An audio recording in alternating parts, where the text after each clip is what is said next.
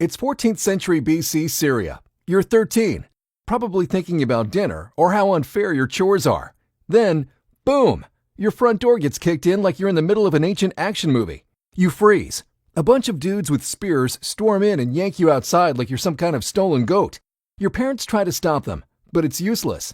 These guys are built like statues, and your parents don't stand a chance. You're crying, freaking out, and deep down, you already know. Yeah, you're not coming back.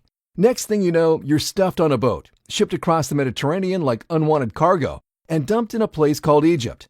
You're chained to a group of other girls, probably all ripped from their homes too. Most are crying so hard, it sounds like a group funeral.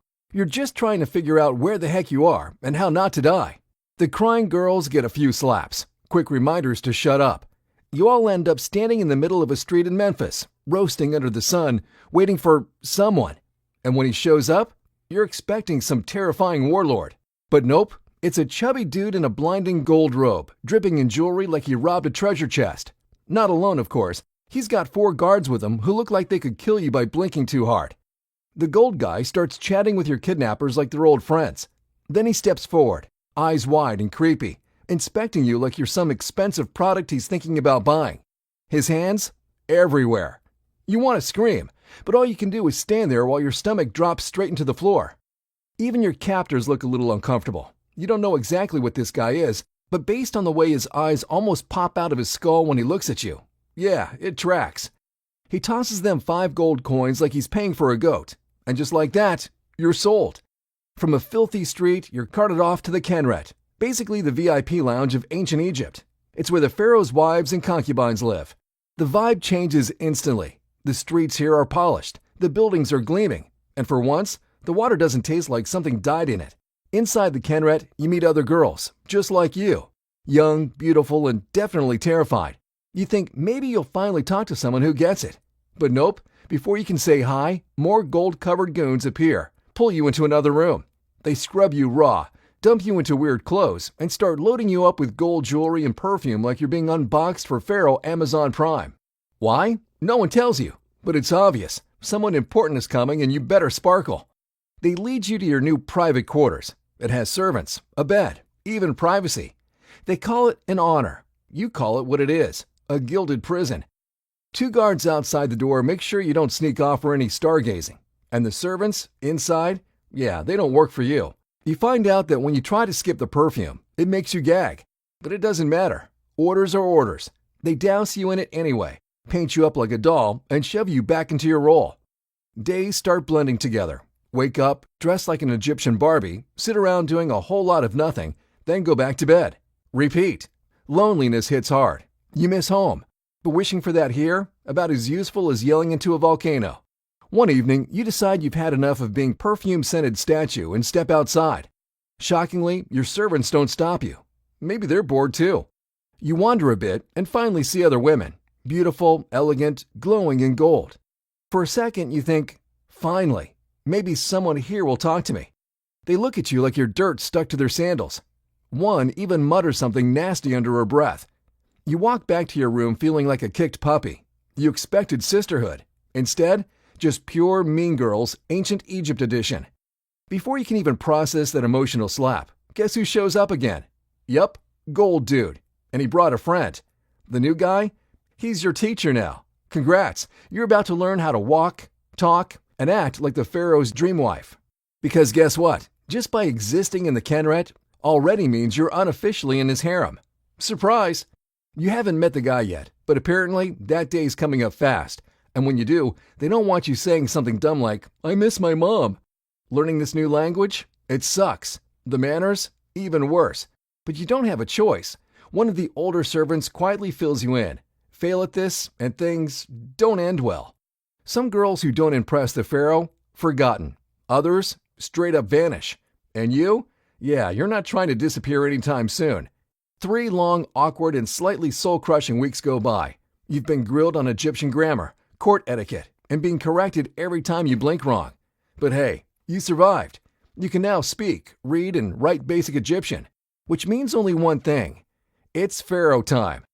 You're told you'll meet him during the Opet Festival, which is basically a giant religious parade where they flex the god statues through the streets like divine VIPs.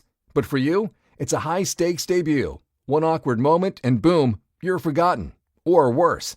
The next day, Cairo turns into a fever dream of gold, and people dancing like the gods are actually watching. And for the first time, you see Egypt outside your fancy cage. And then, you see him. The pharaoh. Young, only a few years older than you. Crown on his head, guards on all sides. And still, he keeps glancing your way like he knows he's supposed to. You're not imagining it. The guy's locked in on you like you're the next big mystery in his royal life. Later that evening, you meet him for real. And guess what? He's not a god. He's just a dude. A very important, terrifyingly powerful dude, but still a dude. Talking to him feels weirdly normal, and he seems definitely into you. But the next morning, the Kenred explodes. Every single woman looks at you like they're about to start a very ancient, very royal girl fight. Apparently, it's one thing to be a foreigner. It's a whole other thing to be the foreigner who got the pharaoh's attention. Congrats, you're officially a problem.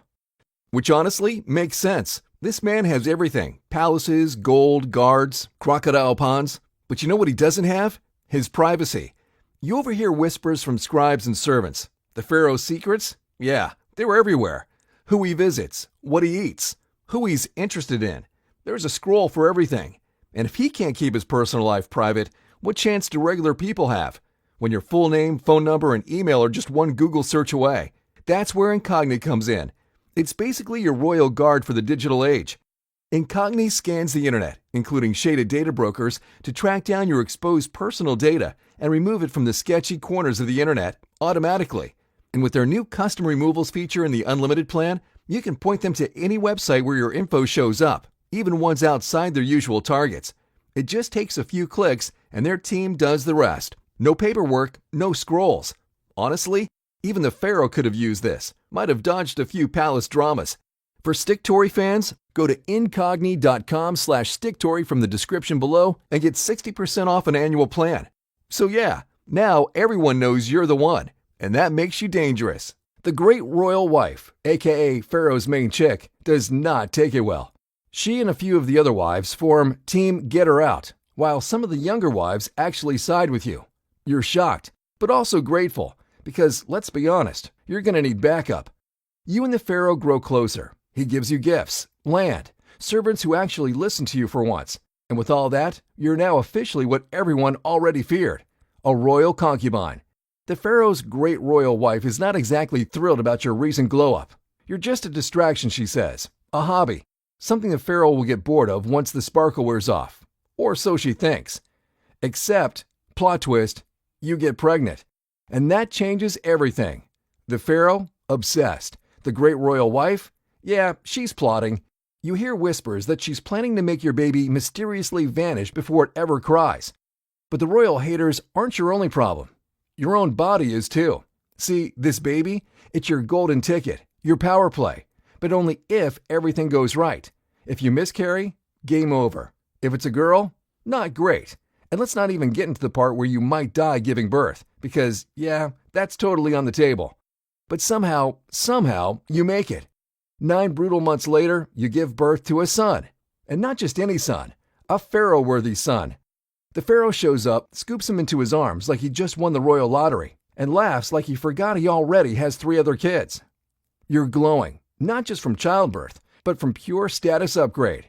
Your son, he's now in the running to be the next pharaoh. Sure, there are already 3 other boys in line, but Egyptians love having backup heirs, just in case one of them dies or disappears. So yeah, you're officially not just some foreign girl with good eyeliner. You're the mother of a potential king.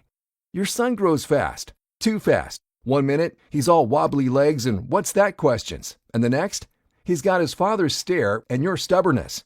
Deadly combo. And the older he gets, the softer the pharaoh gets with you. He's not just keeping you around anymore. He actually cares. You can feel it. Meanwhile, your enemies, yeah, they're silently screaming. But at this point, touching you is basically royal suicide. You're untouchable now. Your son gets the royal treatment, literally.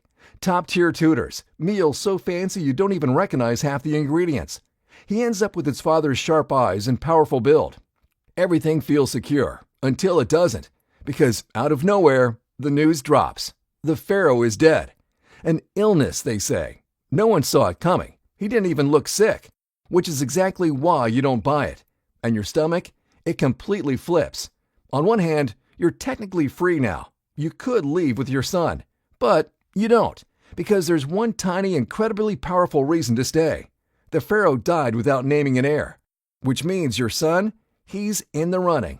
And with the old man gone, there's a very real chance your little boy could be the next to wear the crown. Also, let's be honest, you're pretty sure the great royal wife had something to do with the pharaoh's sudden illness. You don't have proof, just a vibe. The way she smirked at the funeral? Yeah, red flags. But until you've got actual evidence, you keep that theory between you and your pillow. For now, the game's still on, and your son's fate is one move away from checkmate. You don't waste time.